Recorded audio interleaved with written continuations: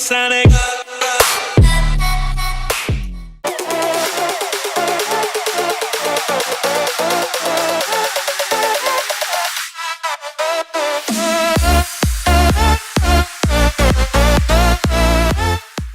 What's up guys, Base653 here, and we are actually going to be doing a review video of not only my bike, the parts on it, but also of my gear. Jake the Garden Snake did a review video. I'm not sure how long ago he did it, but he did one of all his gear. I thought it was really cool. I saw that today, so I'm like, why not do one on my own, I guess. So we'll get started. All right, first off, we're going to start off with my helmet. It's a pretty basic helmet, nothing flashy, nothing fancy. It does the job. This is the Yamaha version of the HJC IS-17. Because it's the Yamaha one, they call it the Y-17. Pretty standard helmet. I guess their really base model is called the CL-17. This is just one step above it. If you guys can see here, so I'm gonna bring it a little closer to the camera. So if you can see here, I have attached a dark smoke windscreen to it. It comes with a clear one. When I've been riding during the daytime, because I get off work pretty early in the day, that the clear screen, it was too bright. So I decided to throw a dark smoke shield on there. The problem to combat that sun glare is a pretty unique feature with the IS-17. If you can see here, there is a little slide on top. You slide that forward and you get a drop down sunshade, which is really cool. It helped a lot during the daytime, but I just wanted a little extra sun protection, so I decided to throw a dark smoke shield on there as well. Doubling up on that sun protection really helped a lot, and it helps just having a dark smoke shield. Same reason you'd throw tin on a car. It just helps a lot. So that's pretty cool. We got two vents on it, one in the front and one on top. So they work pretty well. It's a really good, comfortable helmet. I have a really small head, so this is actually a small. It fits really well, super comfortable. I've had it for like 6 months. Haven't had any problems with it. It's really nice. Might be upgrading to a better helmet, but right now I don't really see a reason to. It's been comfortable. It works for me. So what I have on the side for music or communication between different riders is, obviously you guys probably already know, is the Sena 20S Bluetooth communicator. Super helpful when I'm going on group rides, when I'm just riding with a couple friends, when I'm riding with my wife on the back, if I want to listen to music, if I want to use Siri on my phone, so hands-free communication, all in just one Bluetooth communicator. I run my microphone up through the front, and I mean, it's clear as day when I'm on the phone. Music is super clear all the time, so that's just a super huge benefit that you have running the Sena 20S. I would definitely recommend getting that. It makes group rides a heck of a lot more fun, and riding with a passenger way more fun. My wife wasn't a huge fan of riding on the back of my bike when we first started going on rides, until we got the Sena and she could actually talk to me. I could tell her what's going on. We could have just a conversation about what's going on at home, whatever. It just makes riding with a partner so much more fun. I'm gonna be going kind of head to toe in this review, so start off with a helmet. Next, right underneath the helmet, I want to show you guys. So I'm gonna have to come up to the camera for this one, but these little guys are absolute lifesavers. Trust me when I tell you that earplugs are the best thing to happen to my riding. Okay, my dad was telling me, dude, you need to ride with some earplugs. It's gonna change the way you ride. It helps, you know, cut down that wind noise. After years of riding, you know, you're gonna wish you wore earplugs. And I was like, oh, okay, whatever. I threw some in and was like blown away. I know in my video, a couple of my videos, I mentioned to you guys that really you should be riding with earplugs, because they cut down so much on the wind noise. So especially if you're riding a bike like this one that doesn't have a huge windscreen, you get that blaring wind noise, 70, 80, 90 miles an hour. And especially if you have a cheaper helmet with not a huge neck roll that lets in a lot of wind, earplugs are going to be your best friend. Cuts down on, I'd say, about 70% of the wind noise. But the huge thing, and this was the biggest thing for me, I can hear my Sena even better with earplugs in. And you know, you don't have to go out and spend a crap ton of money for earplugs. Literally, I got these little guys in a 3-pack at Home Depot. They're the rubber, whatever, construction worker earplugs. There's a 3-pack for like $5. So I have 3 of them. You shove them in there before you throw your helmet on and you're good to go, and you can hear your Sena super clearly, cuts down the wind noise. It just, I guess, cuts down all that obnoxious noise to where you can still hear car horns, you can still hear your Sena, you can still hear your bike, but really, I don't know why, but it just cuts down on wind noise, and it's a huge, huge benefit to my riding. What do we got next? Next, we have a premium pupper. This is a black Lab Terrier mix. She is a rescue. She is a good dog. Quite small, but really she's bite size. She listens and she stands on my hand while I am talking. This is really the pupper that you want to go with. Very premium, high quality. Ooh, don't fall. Just look at this fur. I mean, just, that is premium, 100% genuine pupper fur. Isn't that right, Sadie? You're a good little pupper, huh? You're a good little pupper. All right, guys, this is gonna be, next to your helmet, the most important piece of gear that you should be riding with. This is a Yamaha leather jacket that I got from a dealership. You notice, kind of matches my Yamaha helmet that I got going there. Of course, Yamaha doesn't make this. This is made by the brand Revit, but it's got that Yamaha branding on it. So it's got black Yamaha patches here, reflective Yamaha logo patches here, and on the back, a big patch on the back and some Yamaha stitching on the bottom. So really, they just kind of got together and collaborated with Revit to make this jacket, and I freaking love this thing. It is awesome. So you have a ton of surface area covered by leather, the entire outside of the sleeves on either side, 100% genuine leather. If that makes a difference, I don't know, whatever. It's kind of a mix between the two, between leather and textile, which I like because it makes the jacket really lightweight, but I still feel very, very protected in it. It's got all CE approved armor in the elbows and the shoulders, which is nice. It doesn't come with a spine protector, but it does come with a slot where you can add one. So that's really nice if you want to go out and get a Revit, you know, like $50 back spine protector. You can just slide it in there, no problem, super easy. The coolest feature about this jacket though is its 2 removable liners. I have all the liners in here. I think I've only ridden with this down vest probably like 2 or 3 times just because I'm a pansy when it comes to the cold. Take that out. Second layer you got in here is a kind of swishy material that is a windbreaker on the inside. That's what I keep in my jacket most of the time, which is really nice. And then even that comes out, and then you're just left with the outer shell. I almost always ride with the windbreaker inside. So I'd say between 50 and 70 degrees is where, you know, typically I like to have that in.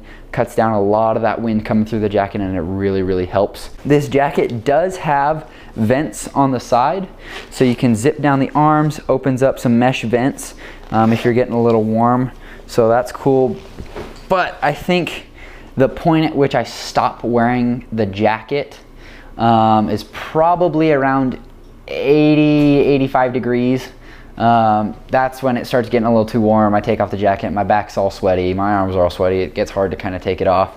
So I wear it to about 80 to 85 degrees. Anything above that, you're gonna get really, really hot.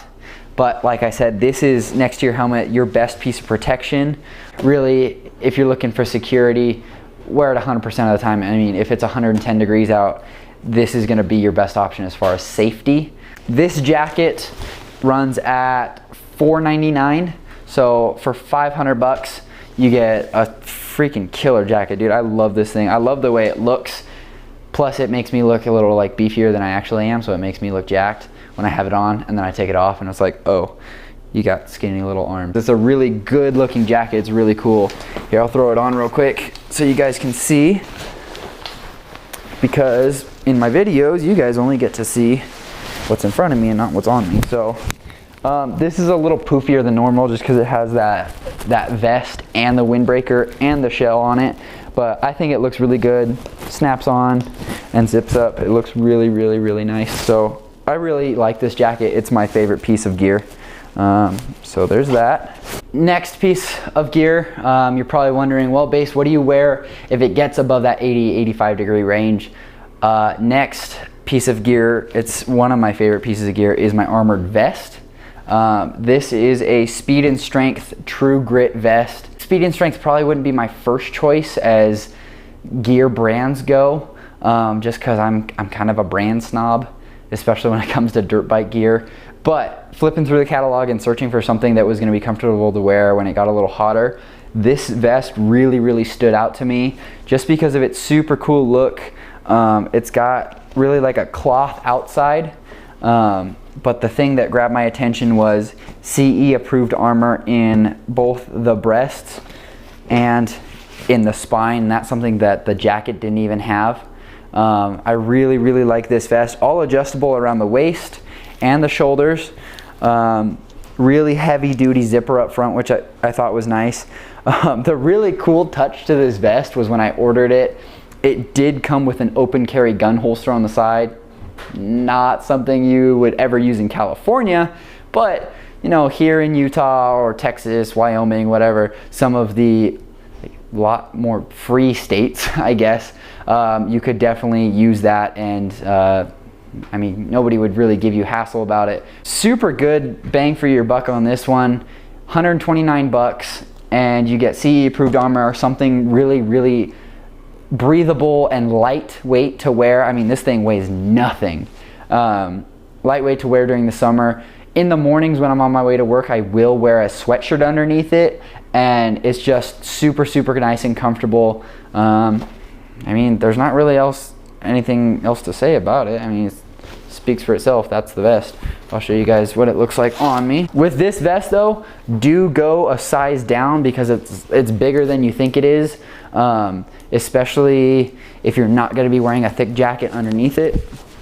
So I'm a medium or large in t-shirts, typically a medium, maybe a large in sweatshirts or jackets, but in this vest I am a small, and I had to crank down the Velcro pretty good. So it looks good, feels good. I mean, you can crank down the Velcro on the sides and on the shoulders to kind of adjust it where you want, but super, super comfortable, and you can still feel nice and protected. Obviously, you're gonna get road rash if you go down, but the biggest thing for me is the protection on the chest and on the spine. What I wear for gloves typically is these Cortec HDX3 gloves. Super comfortable and lightweight, good summer gloves, fall, spring, where it's not getting too cold. Obviously, if you want something that's gonna be cold weather protective, don't go with anything that has mesh in it. These are just super lightweight, but at the same time, they have full leather on the palms, which is really, really nice. They have some knuckle protectors on top here and some hard plastic on the very top. I've had these for about 8 months, I don't know. I've had them for a while. And they've been pretty, I mean, they've held up. I mean, they're pretty dirty, but they've been holding up. I mean, especially the Velcro, that's the biggest piece of material that I think fails in a lot of gear or clothing. After on, off, your Velcro is going to be worn out pretty quickly. But I mean, these are just super comfortable. I love these gloves because they kind of remind me of motocross gloves, but at the same time they offer that protection on the knuckles and obviously that slide protection on the palms with the leather. These gloves run at, I think, $59.99 probably retail. So for around 60 bucks, not too expensive. Obviously, if you're getting into the cheaper gloves like $30, $40 range, you're not gonna get something as protective on top or on the palms. So that's a good kind of mid-price range glove. These are my cold weather gloves. They are EVS.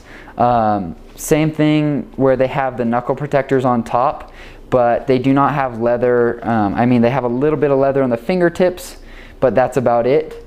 Mostly they just cut down on the wind, and it really helps in those cold mornings. Here in Utah, I think I rode to work a couple of times where it was about 40 degrees. So I threw these on and didn't feel the wind at all, which was super nice. Anywhere from, I'd say like 35 to 55, you should be wearing cold weather gloves. These are great. Anything above 55, like these mesh gloves, mesh and leather gloves are gonna be just fine. So I usually keep both pairs in my backpack if it's cold in the morning and then hot in the afternoon, so I kind of switch them out. So I always keep both in my backpack. Speaking of my backpack, this is a Cortec brand backpack, something that I've had since I started riding, something that I carry with me literally every single day. And it's super helpful and handy to carry pretty much anything. I mean, I've shoved an oil pan, 3 quarts of oil, wrenches and stuff when I needed to do an oil change and didn't have any parts. I threw all of that in here. As small and sleek and compact as it looks, this thing can fit a lot of stuff in it.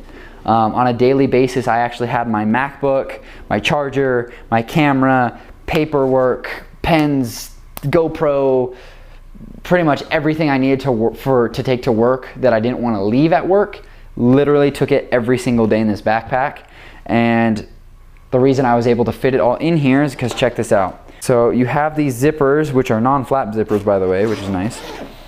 Opens up all the way down to the bottom, and this thing folds up and you get just a ton of room in here. You have a laptop sleeve, pen pockets. I mean, I would shove my hard drives, my SD cards, everything in these little pockets here.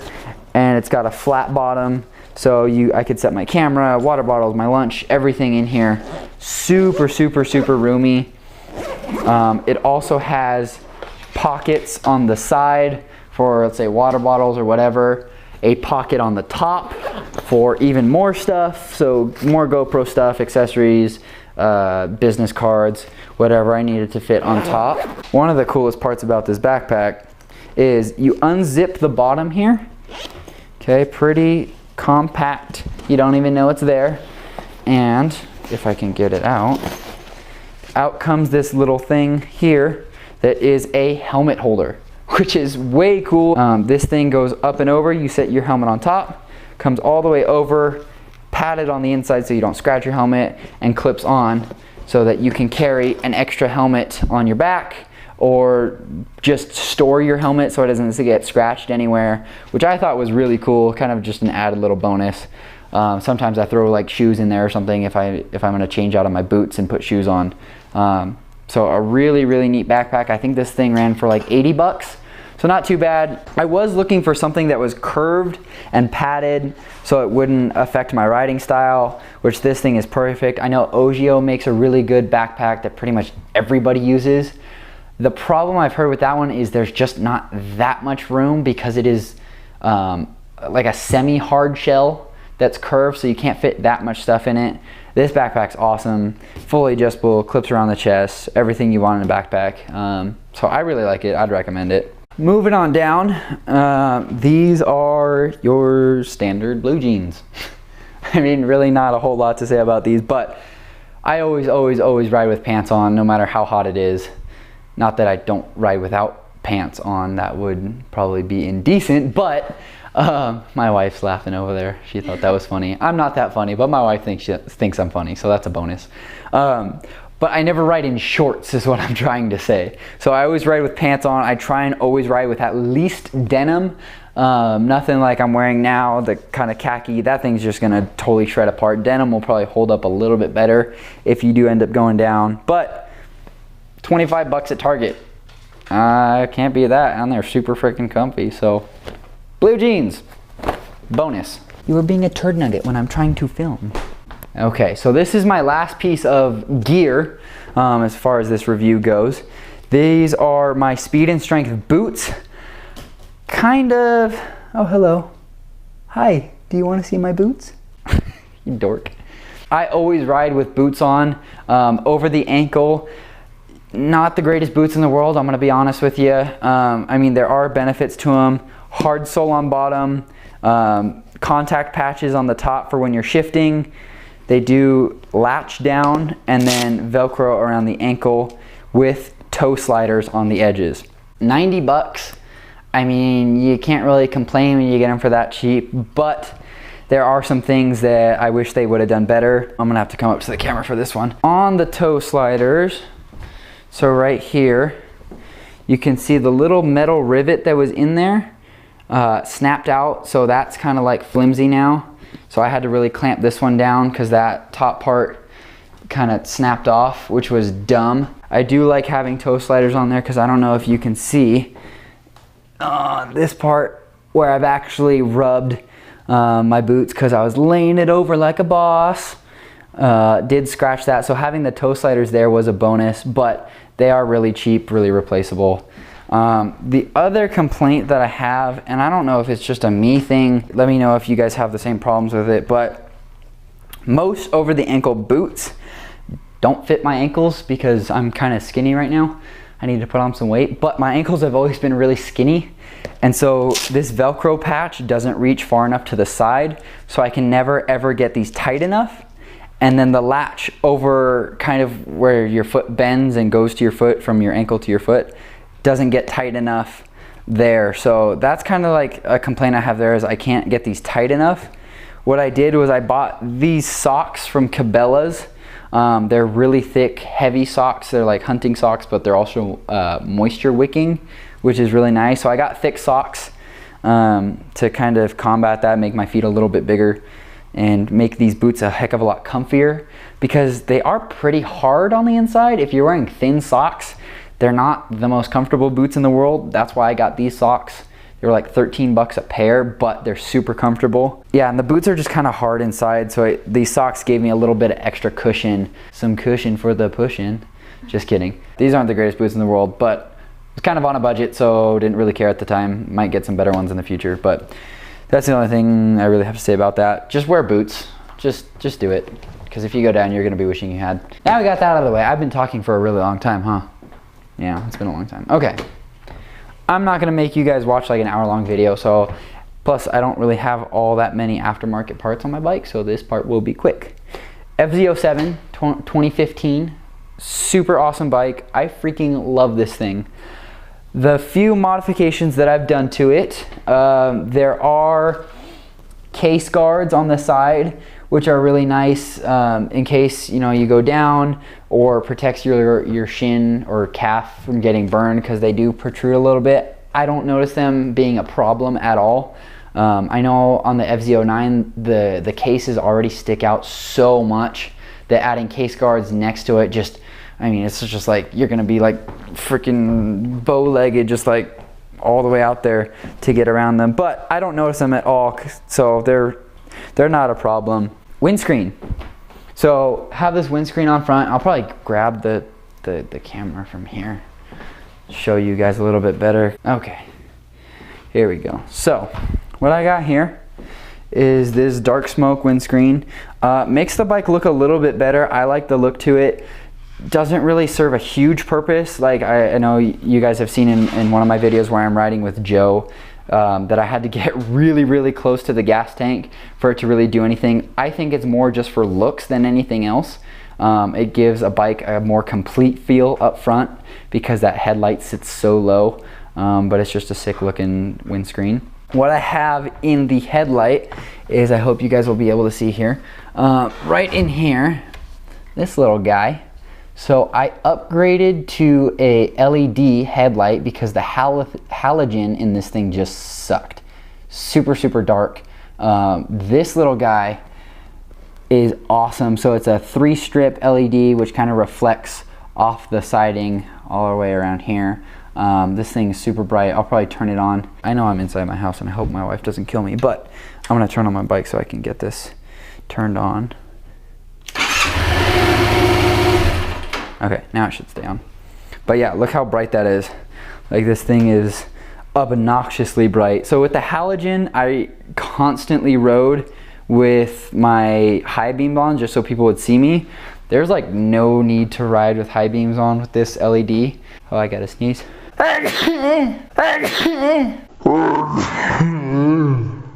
Woo! Okay, that was a girly sneeze, but whatever. This LED is freaking awesome. Here, that's not even on bright. I'll show you what high beam looks like. Oh, that's the high beam. So even brighter, but you guys can see how stinking bright that is. So that is a huge upgrade, especially if you live in a more rural area, even I guess a populated area. You'd want people to see you better at night. So that's a huge upgrade. That thing was like 30 bucks for the little bulb.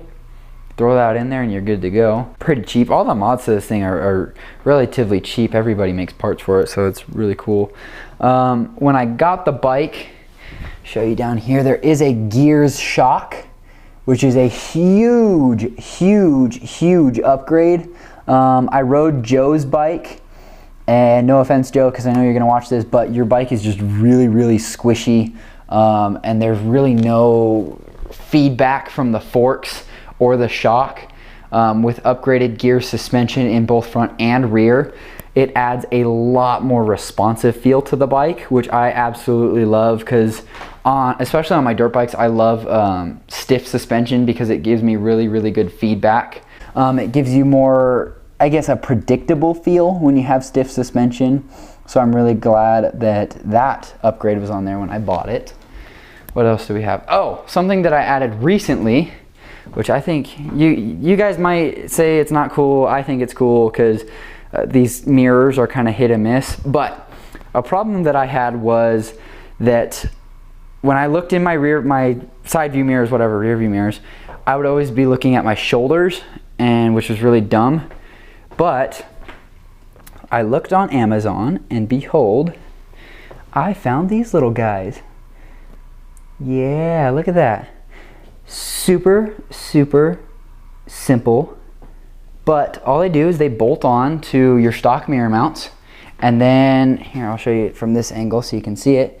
So stock mirror mounts, and raises the mirror up and out so you can actually see around your arms. Can you believe that? It's just awesome. Who would have thought such a simple dinky design would make such a huge problem way better? And believe it or not, those things were only 17 bucks. So that was super cool. So I'm glad I got those. That was a really cool upgrade. Upgrade in the future, I just bought bars. I got the Pro Taper KX Low bars for a more responsive feel, a little bit better feedback and with less vibration, a little bit vibration dampening. I wanted the bars to be a little lower with a lot less sweep. So doing wheelies and that kind of stuff, doing hooligan stuff will be a little bit better.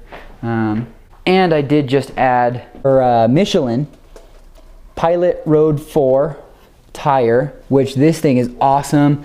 It came with the Bridgestone battle axes, and they were okay. They were just a little too hard. That sidewall wasn't, I didn't put a whole lot of faith and trust in the sidewalls on that, so I decided to go with the Michelin Pilot Road 4 GT. Super good all-weather tire. It's a dual compound, so it's hard in the middle and soft on both ends, high in the middle and round on both ends. Oh, hi, oh. Yeah, that was a really dumb joke. See, my mom told me that joke and I didn't get it, so I thought maybe like you would get it. You didn't get it? Okay, I don't get it either. I don't know, it's a weird mom joke. Oh. Normally it's dad jokes, not mom jokes.